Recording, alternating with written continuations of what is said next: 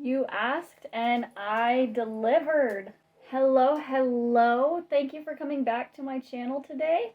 I got a comment on one of my recent videos asking for me to do some beginner tarot spreads for you guys. So today I'm going to be sharing with you 5 easy beginner tarot spreads. They're gonna go in order from easiest all the way to intermediate and then some a little bit more difficult. Now, I wanted to talk about why we would even choose to use tarot spreads. Using a tarot spread helps you to organize how you ask and answer your questions and can help give you kind of a guideline, a baseline to go off of. Now, I did want to say you don't have to use tarot spreads. They are a helpful tool if you are a beginner just starting out, but they're not necessary. You can feel free to read for yourself however you would like. They are a tool, and they are actually the way I chose to start. It's always good to get different perspectives, but there's a special power in reading for yourself.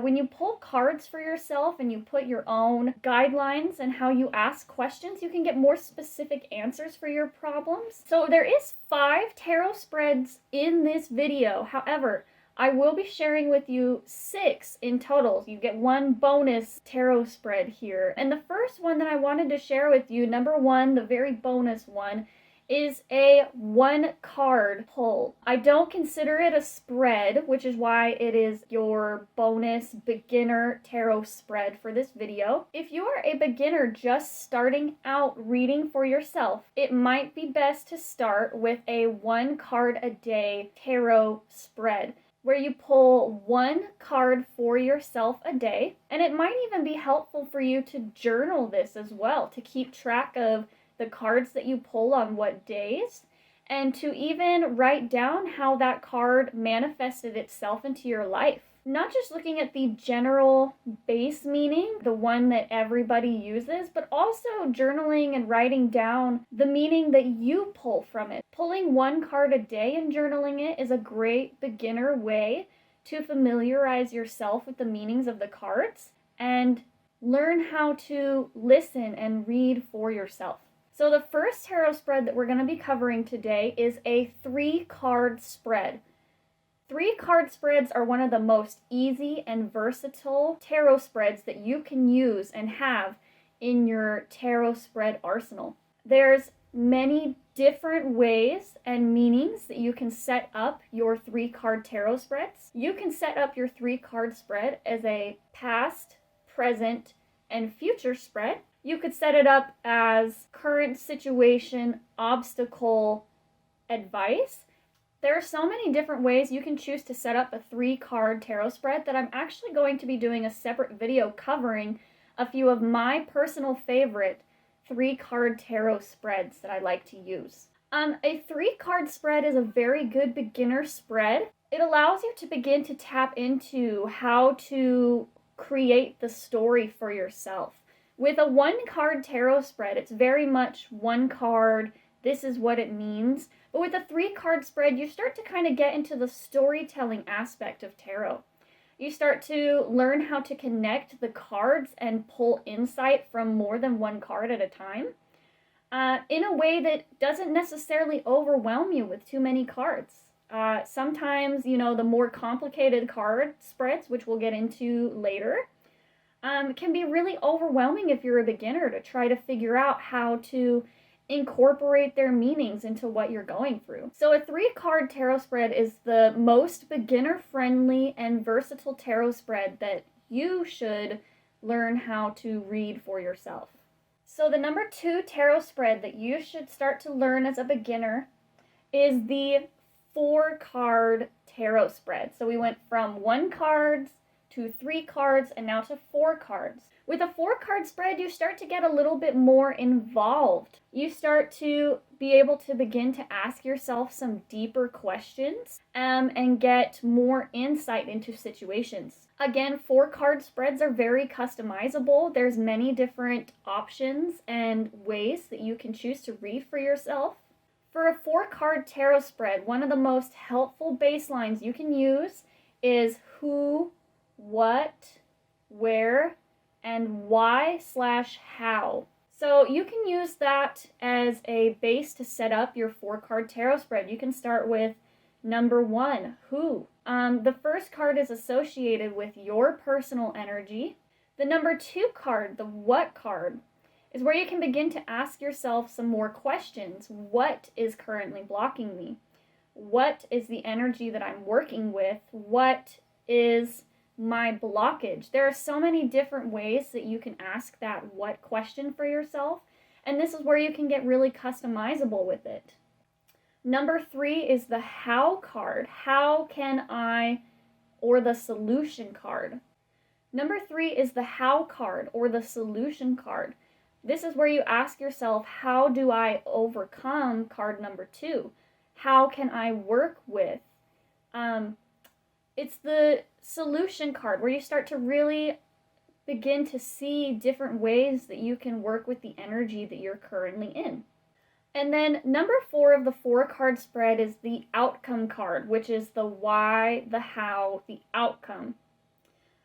This is where you can start to look at the outcome of your situation. I do want to say that no outcome is set in stone. All outcomes are how you make of it. The outcome situation in this spread is not necessarily set in stone or set in disaster.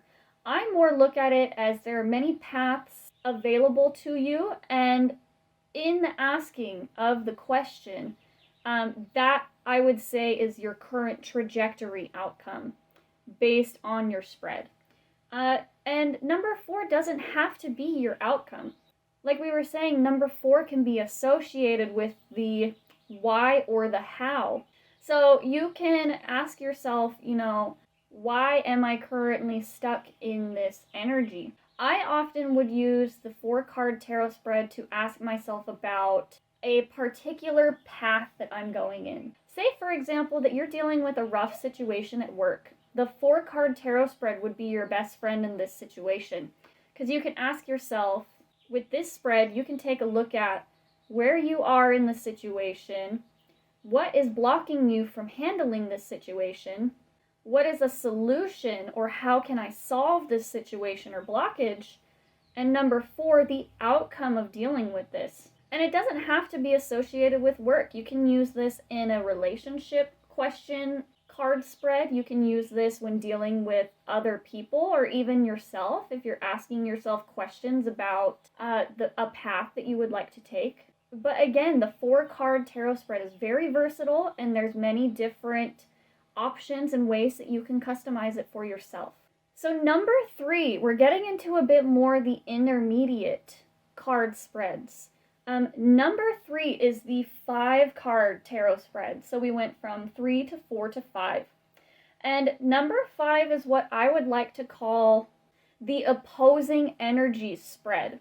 This is often a spread that I would use to ask questions about a relationship. It is also a good way to view 2 different paths, 2 different options that you can take. The 5-card spread is good if you find yourself in this kind of fork in the road situation. So for an example of a 5-card tarot spread, let's talk about using this as a relationship spread. So card number 1 would represent the relationship as a whole, the current energy of the relationship itself. Card number 2 would represent you in the relationship. That would be your card. The card representing your current energy, the energy you're bringing to the table in a relationship. Card number 3 would be your partner, their energy that they're bringing, and who they are showing up as in the relationship. Card number 4 would be your blockage, or the thing that is causing the issue in your relationship, thing keeping you from your partner if you're dealing with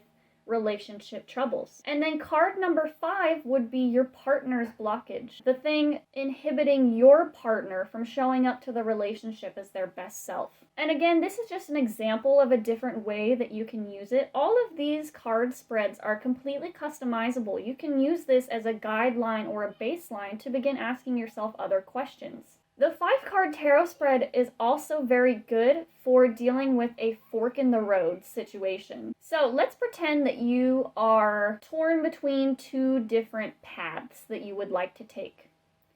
card number 1 in the 5-card tarot spread would represent you and the journey, your general energy of the situation, what you're bringing to the table, and you in the middle of it. Card number 2 would signify option 1, pathway 1. So whatever your situation may be, card number 2 would signify your first option. Card number 3 would represent option 2, the other path that you are currently considering. And then card number 4 would represent the outcome of option 1. If you were to continue to go with option 1, where would option 1 take you? And card number 4 would signify the outcome for option 1. And then finally, card number 5 would signify the outcome for option number 2. If you were to take option number 2, where would option number 2 take you? And that would be card number 5.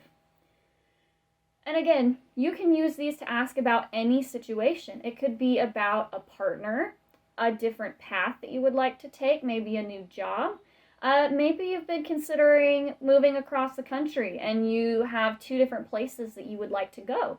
You can use a 5-card tarot spread to help you answer this question with yourself. Now, I do want to say before we get into spread number 4, all of these card tarot spreads, they are not necessarily telling you your exact future. All of these are tools for self-reflection in a situation. That's why it's so important to learn how to read for yourself, because you, more than anybody else, more than any other practitioner, can give you better answers to your situation. So let's get into spread number 4. And the reason I wanted to talk about these cards aren't meant to tell you your exact future. The reason I wanted to talk about that is because spread number 4 is the Wheel of the Year spread. And this is kind of a more intermediate spread option, I would say, because this one involves 13 total cards, 1 for each month of the upcoming year, and then 1 center card which signifies you and the overall lesson of the year ahead of you. This spread is best done either right before or just after the beginning of the new year. With the Wheel of the Year spread, again, like I've been saying, this is not a fortune-telling spread, okay? You are not going to necessarily have, something exactly happen. The Wheel of the Year spread is more to understand the year ahead of you and different lessons that you can potentially learn for the upcoming year. I would recommend, if you choose to do a Wheel of the Year tarot spread, that you journal your cards that you pull for the spread and that you keep your journaled cards somewhere nearby that you can reflect on throughout the year. So for a Wheel of the Year spread, you're going to pull 1 card for each of the months, January through December, and 1 center card for the overall energy and lesson of the year. Each of the cards in the Wheel of the Year is going to represent a lesson or energy that you will be dealing with for that month of the year. So for example, let's start with January. January's already passed at the time this video comes out, but for example's sake, let's start at the beginning. Let's say, for example, you were to pull the Ace of Wands for January.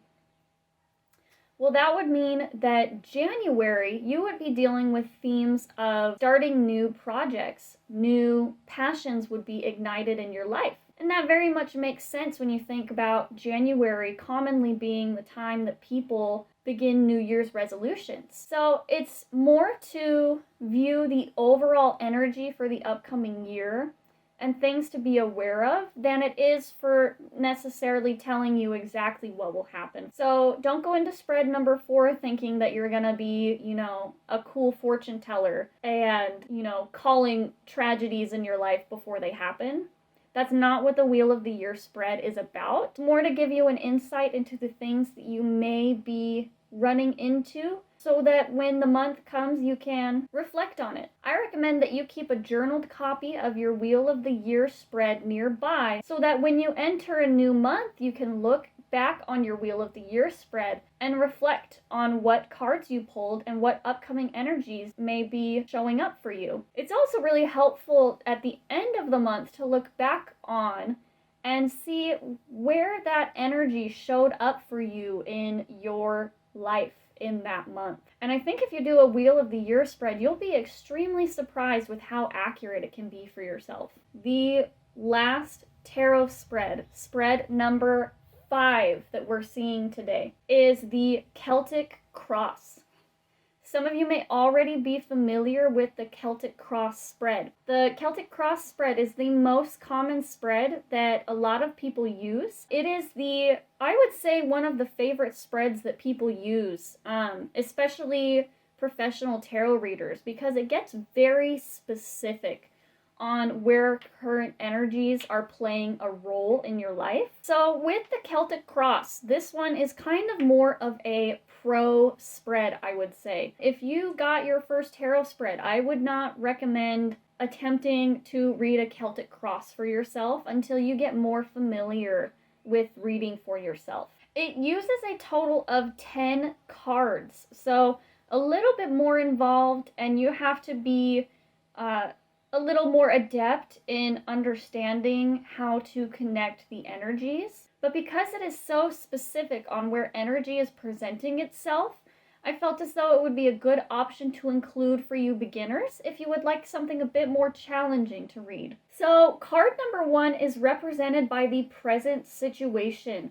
What situation you are currently going through, the current thing that you are asking the question about today. Card number 1 also represents you as the individual and your energy. Card number 2 represents the problem or the situation that is crossing you. It is laid across that number 1 card and can often be seen as the energy that is currently blocking you. Card number 3 represents your past, what energy in the recent past you have overcome or gone through to move to today's present situation. Card number 4 represents your future, or the energy where you are currently moving towards. Card number 5 represents your higher conscience, your higher self. Card number 5 represents your conscious thoughts and things that you are aware of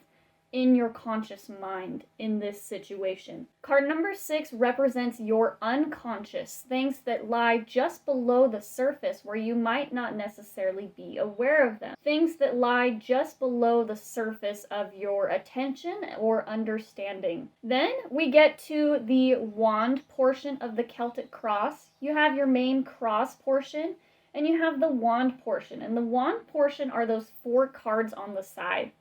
And that represents the wand or your current path forward. Card number 7 represents your influence on the situation, how you are showing up to the situation, and things that you have control over, how you are influencing the situation. Card number 8 represents the external influence on the situation. So outside influence on your current situation.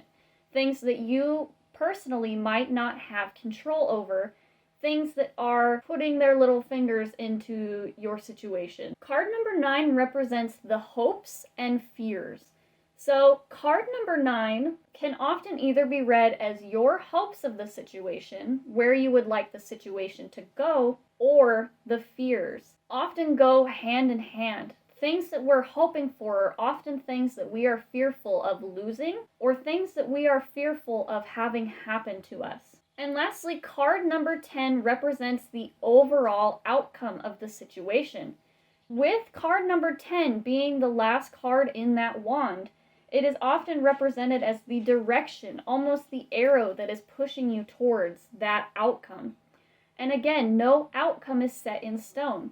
At any point in your life, you can take a look at this situation and the outcome will change. Do not look at the outcome card as your exact set in stone where this will end up exactly. You should look at the outcome card as where you will end up if you continue on this current path. So there you have it. There's our 5 easy beginner tarot spreads. I hope that this was helpful for you, that you walk away from this with some more options to begin to read for yourself. Like I was saying earlier, there is a special power in learning to read for yourself because sometimes there's insights that only you can give yourself. The more that you learn to read for yourself and to start to trust your intuition, the more awareness that you can bring to dealing with certain situations, and the more that you can start to see these outcomes actively working in your life. So anyway, thank you for joining me today. I look forward to speaking to you again soon. And if no one's told you today, I love you guys.